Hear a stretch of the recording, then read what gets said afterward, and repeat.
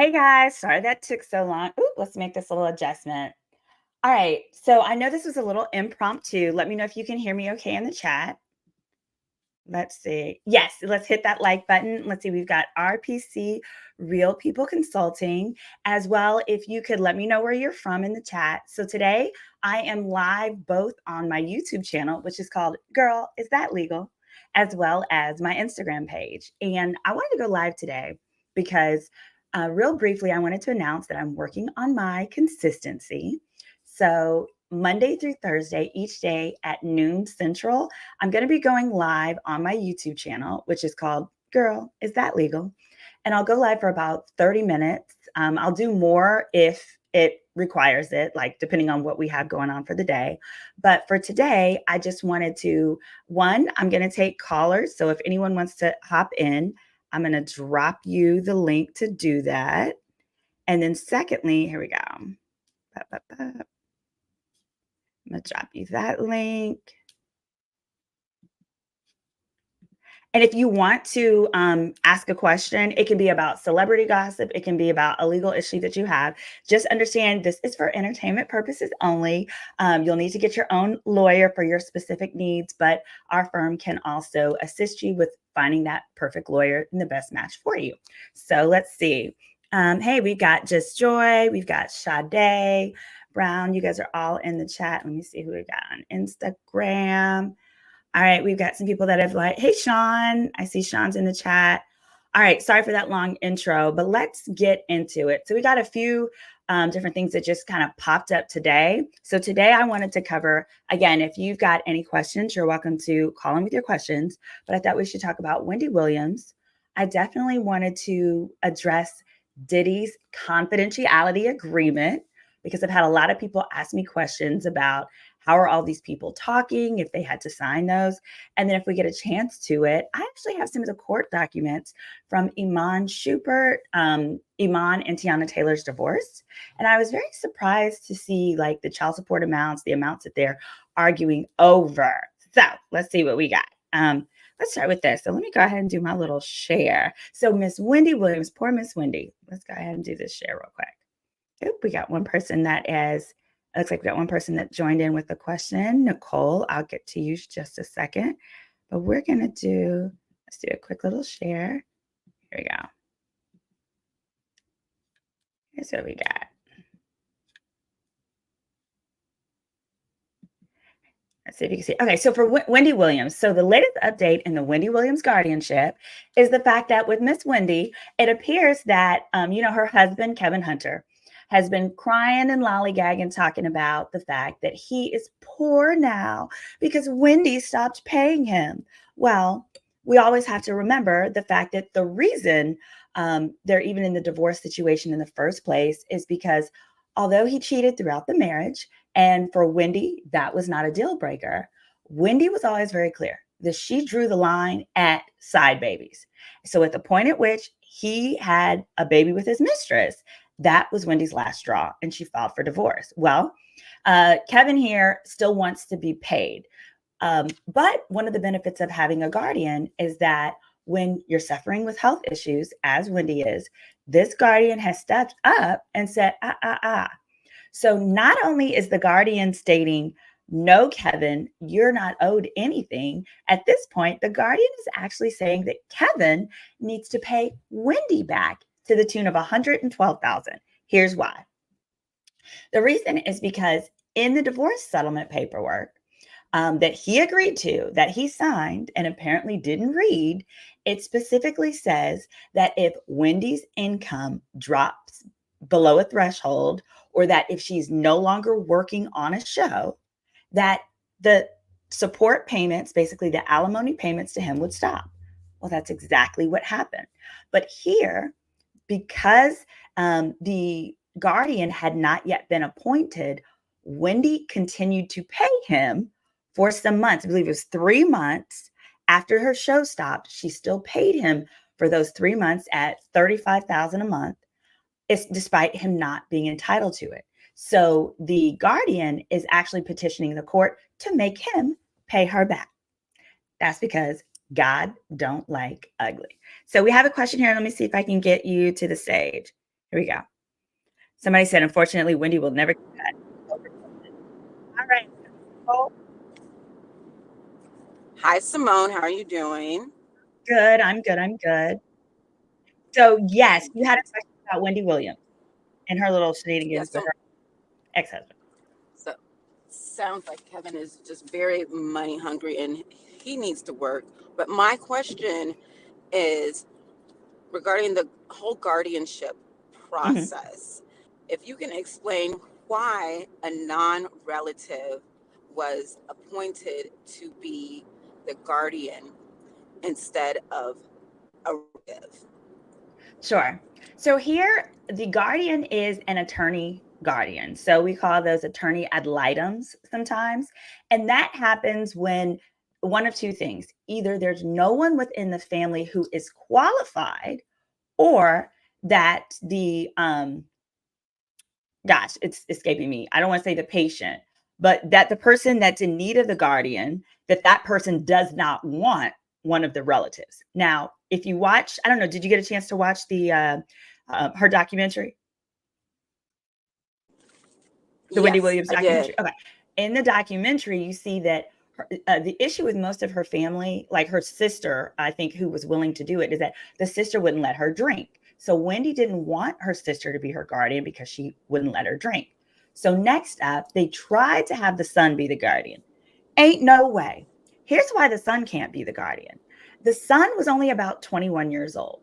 He was hadn't graduated from college, had no experience managing a money portfolio of around $8 million. So not only do you have to have the personal experience, you have to have the maturity. There can't be internal fighting within the family. She also, it was the fact that, her son wouldn't let her drink either. But most importantly, when you become a guardian of someone, you have to get what's called bonded and insured. And that is so that if you mismanage the money, someone can come in on behalf of Wendy and basically sue you for mismanaging the money. Well, someone like her son would never be able to get bonded and insured to manage her portfolio of $8 million because it's just too much money. He just didn't have that level of experience. And to be clear, there's two kinds of guardians. There is a guardian that would be over your money, and then there's a separate one that would be over your body, your health. That's the person that would be able to put her into rehab, even if she didn't want to go. And here, initially, she only had the financial guardian, but later down the line, when it was clear that she had alcohol induced dementia, they also appointed a guardian, or allowed the guardian to also be over her person. And that is how that guardian was able to actually put her into rehab as well. So I don't know. Would you want a 21-year-old boy to be, I mean, you love him, he's your kid, but would you want him to be over your 8 million? Absolutely not. I would want someone who has the capacity and who Right. has, just no. And someone who's Yeah. infighting with other members of my family, absolutely not. I want someone who is just overall responsible to be in control of everything in my Totally. life, Yeah. especially if I was in Wendy's situation. And I'll have to say, like, her son really disqualified himself. There was a portion of the documentary where he talked about the fact that he says, "Oh, I never made any expenditures without my mom's permission." At one point, that said he was spending he had spent $100,000 on Ubers and Uber Eats, and then he went That's on to say, grossly "Oh no, irresponsible. yeah, the problem is that you cannot be a guardian of someone who lacks capacity, right? They call it the incapacitated person. You can't be a guardian over an incapacitated person and then sit up there and tell the judge, "Oh, I only did what they told me to do." Because that person ain't got good sense. If they had good sense, they wouldn't have a guardian. So you have to be able to Correct. stand up to that person. And when they're like, "Yeah, spend $100,000 on Ubers and Uber Eats," you have to be like, "No, that's not good sense. We're not doing that." And so that was part of the reason why they chose an independent person as opposed to a family member. And I'll have to say the guardianship system is broken. So I won't say that this was, I don't know anything about the person that was selected other than that person is an attorney, but I do appreciate the fact that this person is sitting up there actually suing Kevin, saying Kevin run her coins back. And she's also sued Lifetime, claiming that the contract that Wendy signed to do the documentary, that Wendy lacked the capacity and that Lifetime did not have the right to enter into that contract with her. So it looks like they're really sticking up for Wendy. But what sucks is, especially when you have an attorney ad litem, that could be $300-400 an hour that the incapacitated person's fortune has to use to pay this person to literally make these decisions in their lives. So yeah, it's really tricky. Someone says, I wonder if more single women need to get external guardianships to prepare for emergencies. Oh, that's a good question. So here's the ironic portion of this is that one of the things that Wendy could have done to prevent all of this was to get a power of attorney. So there's a power of attorney that lasts even when you lack your faculties, as here. It's the durable power of attorney. The problem with Wendy is that she did not sign and execute that until after Wells Fargo and the bankers began to think that she was not okay. And at that point, she then executed the power of attorney for her son. The moment you become your faculties are no longer good, that power of attorney is no longer valid, right? Because if you sign it when you don't have good sense, as far as the court knows, you're assigning someone who's just going to take advantage of you. So if she had done that when she was okay, when she was on the show, she could give it to her son, and that would not have been an issue. Other relatives, other people literally would have had to go to court to remove her son as her power of attorney. But because she didn't execute it till after she became incapacitated, is what it's called, she was stuck. Yep. So let's move real quick. If you want to hang out, I would love for you to, Nicole. We've got the next thing I want to talk about is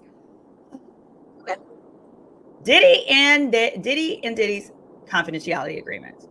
I've been getting a lot of questions about how are all of these people talking, given that we all know when you sign settlement agreements for millions, as Cassie did, that generally there's a provision that says you have to keep the terms confidential, as well as we know that Diddy made people frequently sign confidentiality agreements. So I'm going to add, I found Diddy's confidentiality agreement. Yes, I found the one that he uses. I'm going to add that and we're going to take a look at that real quick. We're going to break that down real quick. Let's add this one. Here we go.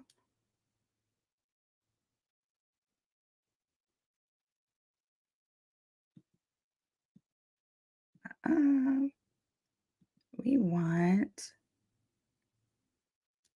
specimen. It is not that one. Where is my, oh, here, we'll do it this way, just a second. So I'm pulling up the confidentiality agreement that Diddy, here we go, that Diddy is forcing people to sign because Diddy is out here Diddying. Oh, here we go. I'll get this up here. If anyone else wants to join, I think I dropped the link in the chat. If you have any questions, you're welcome to come up with a question. Here we go. We got it here. Let's add it. And let's get this confidentiality agreement. We got 1, 2, 3. We're going to add all of them. Here we go. 1, 2. Should be this one. There we go. Here we go. Someone said they saw the documentary. Okay, good.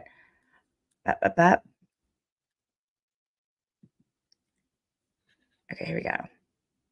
Is that the end? No, this is a different one. Hold on. Let's add next one.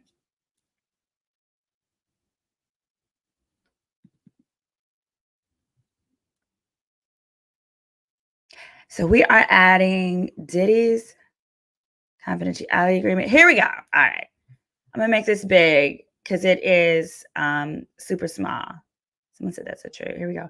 Her son would have run through the money. Oh, talking about Wendy Williams. Yeah, unfortunately. So this is, here we go. So this is Diddy's, it is the standard Combs, as in, Diddy's NDA. And my vision is terrible. I'm like a senior citizen. So let me pull this. I'm going to pull this up closer to me so I can read it closer. All right. So I want to draw your attention. So it's 3 pages. So here we got it here. It's only 3 pages long. But the first thing you need to know about a confidentiality agreement, it has to be very clear whose secrets you're supposed to be keeping. And here we've got, okay, the term you is the person who signed it. This was signed in 2022, so not that long ago. And it's between them and Diddy. Now it says, Sean Diddy, it says, the receipt and sufficiency of which is hereby acknowledged. You irrevocably agree as follows. Paragraph 1. Sean Diddy Combs' privacy is highly valued, and all efforts will be made to maintain confidentiality with respect to all information and other material of any kind. Concerning and or related to, here's the issue, related to and or indirectly the artist, and artist means Diddy, related to the artist personally and or professionally, including his family members, relatives, and past or present fiancés, husbands, wives, boyfriends, girlfriends, friends, business associates, collectively, except for information and material that's publicly and intentionally disclosed by the artist, Diddy. You hereby irrevocably agree that you shall not at any time disclose directly or indirectly to anyone any of the following: anything you acquire in any matter, medium whatsoever at any time in the past, present, or future that concerns in any way the artist's businesses, activities, entertainment, financial affairs, personal life.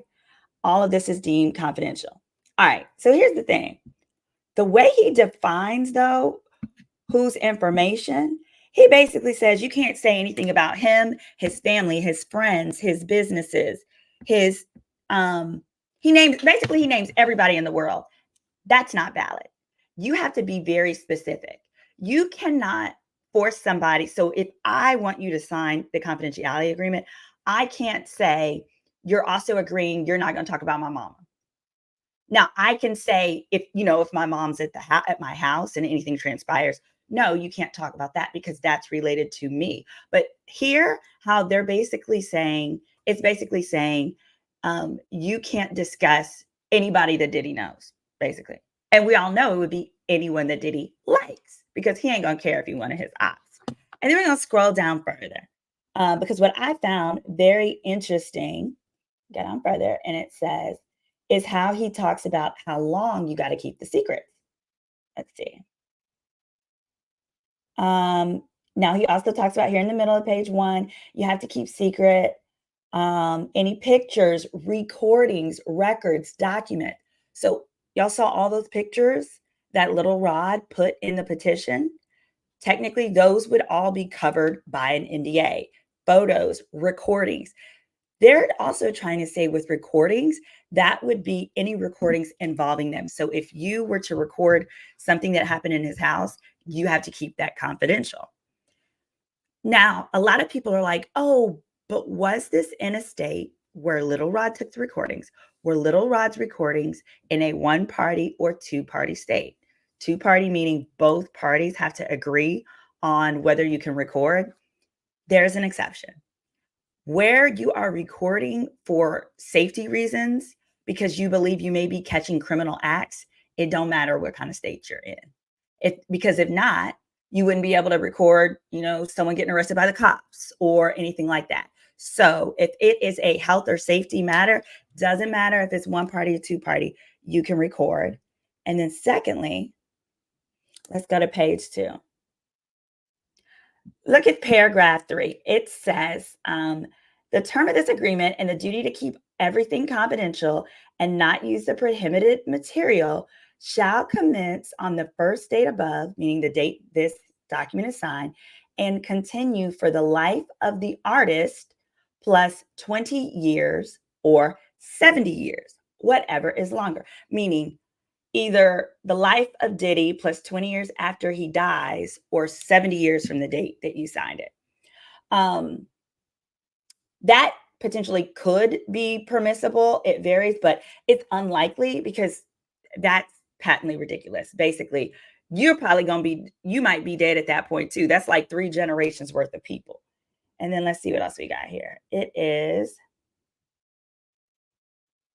oh, he also discusses you can't tweet about what you've seen or any of that.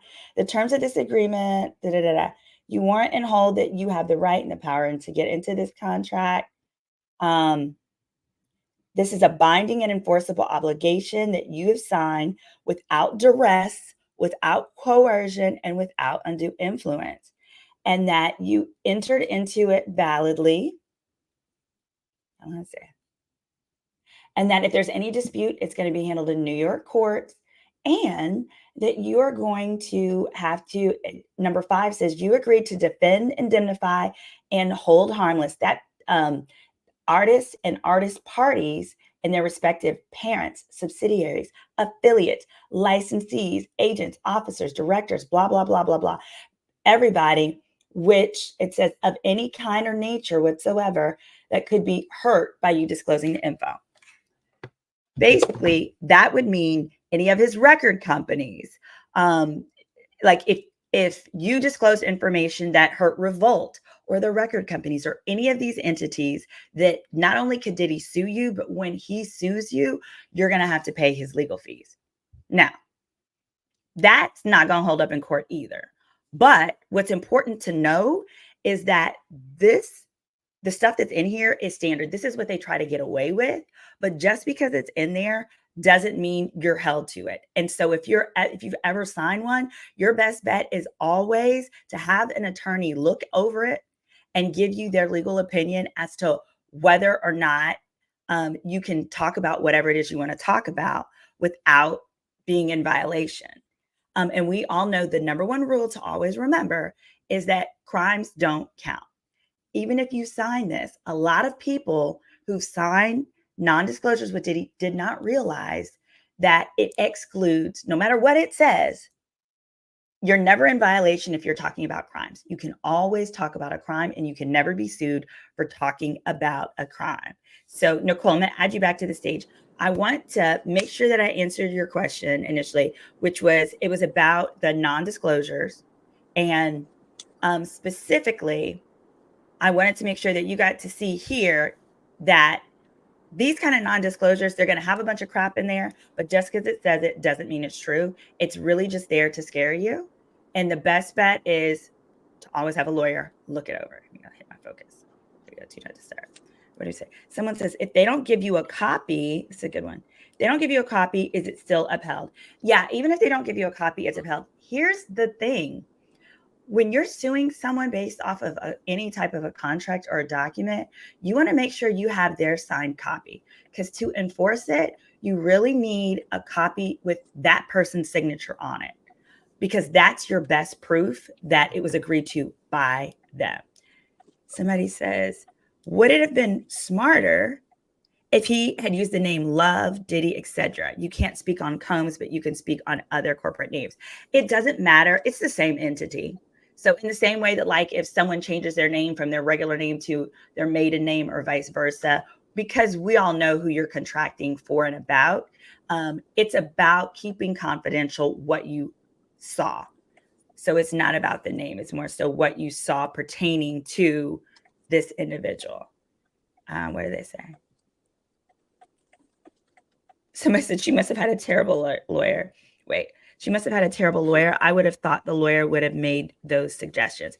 Here's the thing. I think you might be talking about Cassie. The settlement. Yeah. So here's the thing with Cassie. Cassie's not bound by a confidentiality agreement. So I'm gonna say this 2 ways. If Cassie received the policy limits, which means the maximum from the insurance policy, which it looks like is exactly what happened. That's how she got paid so quickly, is because what happens is Cassie's lawyer makes a demand to the lawyers for the insurance company. And that demand is always, we want your policy limits. When they come back and they say yes, it's over. That's how you get it quickly. If you come back with anything less than yes, I want all of it, then there tends to be the negotiations where you go back and forth on numbers. But here there was a yes. So no, Cassie didn't get a check in 24 hours like some idiots are claiming that, oh, this must be wrong. Insurance companies don't cash check, write checks that quickly. No, they don't. But what happens is you come to the agreement that says, all right, yes, I'll give you the policy limits. Then they knock out what the settlement agreement's going to say. And generally, when it is the insurance company and it's a settlement agreement for the maximum policy, they really just want a full and fair release, and they want a release where you're not going to tell the dollar amount because they don't want other people to know. Yeah, the amount, because they don't want people to know what the policy limits are, right? Because then that sets up the copycats. However, New York and California both have laws that state that where you are accusing someone of the R word or sexual harassment, things like that, I believe New York's law says you have to be given at least 21 days to decide whether or not you're going to sign a settlement agreement that forces you to be silent. Well, they didn't. They resolved this in under 21 days. And secondly, California law says even if a provision that says you can't talk about what happened to you is included in that settlement agreement, it ain't valid. And the reason is because California says they don't want victims silenced. Because if victims aren't allowed to talk about what happened to them, other people are not able to protect themselves. And here, Cassie sued under both California law and New York law. So Cassie is able to talk. But what I believe is happening is Cassie ain't trying to talk to y'all because the way she got dragged through the mud, Cassie only wants to talk to the people that matter, and that's the cops. So reports have stated that Cassie has been cooperating with the feds. I have no doubt about that. She's been cooperating with them, giving them the information, doing interviews with them, because that's the type of information that they need to be able to get the search warrant to raid Diddy's house in the first place. So yes, Cassie was able to get her money and still talk, because that's one of the biggest misunderstandings that I've seen is people think, oh, she just cashed out and it wasn't about justice. In a civil case, the only thing at stake is money. That's the only thing that's up for grabs. She got all the money that was available. She got all the insurance money that was available, which meant not a dime came out of Diddy's pocket. Aside from a deductible, whatever the deductible is, his corporations likely paid the deductible. Just like if you're in a car accident, you pay your deductible. The rest, the insurance company handles. All right. Let's see what we got. So I hope that helps clarify. And then what do we got here? Elsa Mills says, oh, we're referring to your statement about Wendy's. Yeah. How is the NDA allowed to be for over decades if none of the things in the agreement are valid? Well, what would happen is if you were to go to court over Diddy's NDA that says you have to keep things quiet for 20 years after he's dead, a judge would likely hold that it's not valid. So if you came to me in my office, what I would say, first I would review it and I'd be like, hey, I don't think this is valid at all. But what you can do is you can request what's called a declaratory judgment. If you saw me break down on my show, on a Al Reynolds show, Court of Public Opinion, I broke down Jerry Jones' paternity test case. In that case, what his side baby asked for, so it's a girl, he has a Mexican love child, okay, a half Mexican love child. And that little girl went to the court and sought a declaratory judgment that she is able to petition the court to confirm if he's her daddy without losing her trust fund, right? Without invalidating her trust fund, because what she's seeking is a declaration from the court. Here, similarly, what you do is you say, hey, court, can you read over this NDA? And I want the judge to declare whether or not it's valid. Tell me if the whole thing is invalid or if parts of this, such as this long period and the fact that I can't talk about him or his dog or his kids, nieces, nephews, and people that he met at church 3 weeks ago. Like a judge is going to be like, that is too broad, because a NDA has to be narrow. It cannot be that broad. Somebody asked, does Cassie have immunity for future criminal charges. No, that's a something that's offered on a one-by-one basis. And here's the thing about immunity. Immunity can only be given to you by the DA if it's state court or the U.S. attorney. This is why us lawyers tell y'all, stop talking to the cops without a lawyer. Because the cops will tell you, if you talk to us now, I'm going to do what I can for you. You can't do nothing. But you know who can do something? Your lawyer can talk to the DA. Your lawyer can talk to the U.S. attorney. So that's also why don't you ever, ever, ever, ever walk your child into a police station without a lawyer. Because you and the police can't give him any deals. Only the DA can. So for her, as in Cassie, a DA could give her immunity from future criminal charges. And I guess you might be thinking about something like if she had drugs on her and maybe she shared the drugs. They talked about, he would have her hold drugs or have Young Miami do that. Something like that is an example of something where the DA's office would, or the U.S. attorney would gladly give you immunity so that you can talk and give him all the tea, because that type of offense, especially as long ago as it happened, that offense may be too old to prosecute anyway. It's probably no good for the statute of limitations. But the things like sex workers and those things, and anything that happened within the last 5 years for federal court, that's probably all fair game. All right. Let's see. Any last questions that you had for us, Nicole, before we wrap? Let's see what we got. I think we've covered her, Cassie and Diddy and the NDA, if she is allowed to cooperate with the authorities since she signed the NDA, rather. Yeah. And provide them with information. Yeah, everyone is. She probably already is. And is there anything else that we have? Everyone seems to be cooperating. Oh, the last thing I did want to reference is I've received questions about, it was the young woman who was shot in the face. Shine went to prison for it. But she has been requesting that her case be reopened because she's always said from the beginning that it was Diddy who shot her, that she saw him face to face and that she's sure of it. Not Shine.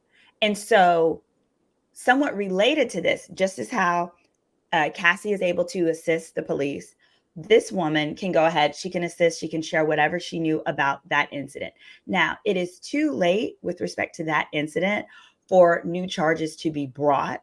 And also where there was a trial, you can't bring any charges against Diddy for that because he was found innocent.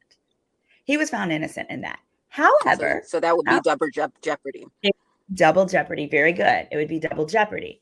However, if Diddy is found guilty for any of these criminal charges that are going to be coming down, he will be indicted. He will be indicted soon. I anticipate he's going to be indicted by the end of the summer. But once he goes to trial, if he's found guilty, after the guilt stage is sentencing. During that phase, any and everybody who has ever felt that he committed an offense against them, right? So it could be Wale, who was allegedly hung off the balcony. It could be Kid Cudi, whose car was blown up. It could be the woman who believes that it was Diddy who shot her in the face. They could all have the opportunity to go before the judge and say, listen, Your Honor, this is what he did to me and he got away with it. I'm asking that you today, Your Honor, punish him for this and all the other stuff that he got away with. And in the back of the judge's mind, when that judge is setting punishment for whatever it's going to be, that judge can choose to go to the higher end of the scale to make sure that today the victims get justice, even though they're not able to be retried because of the statute of limitations, double jeopardy, and other things like that. It's just, so they it's can all come going in to be as character witnesses. Basically character witnesses that would speak to sentencing. So I hope that she gets a chance to get in there and tell her story at that sentencing phase, so that she could have a piece of justice. Now, his attorneys, though, are likely going to argue she shouldn't be allowed to due to the fact that he was found not guilty. And that's a valid argument too. But in light of the additional facts and things that have come out, there may be some grounds to say, hey, wait, but this is part of the whole RICO, because the RICO charges are basically that Diddy is the ringleader who is basically using everyone as his puppet to do his dirty work. So that's the charge that we really gonna have to focus on. So, well, I thank you guys for joining me. I'll be back on tomorrow at noon. I'm going to do Monday through Thursday at noon Central. Hopping on, I may just do 10 minutes, 5 minutes, but I'll just talk about, answer some of your questions and break down some of the common legal questions that you guys have sent over. Plus, you can see me featured on Al Reynolds' show, Court of Public Opinion. That's now on Mondays, Wednesdays, and Fridays. So Friday will be the next episode that I'll be on. Make sure that you check it out. It's going to be on Al Reynolds' channel. Sometimes I dual stream it to mine as well. And I believe it's going to be at 5 o'clock or 5:30 Eastern time, which would be 2:30 Pacific. All right. Thanks, guys, and have a great day.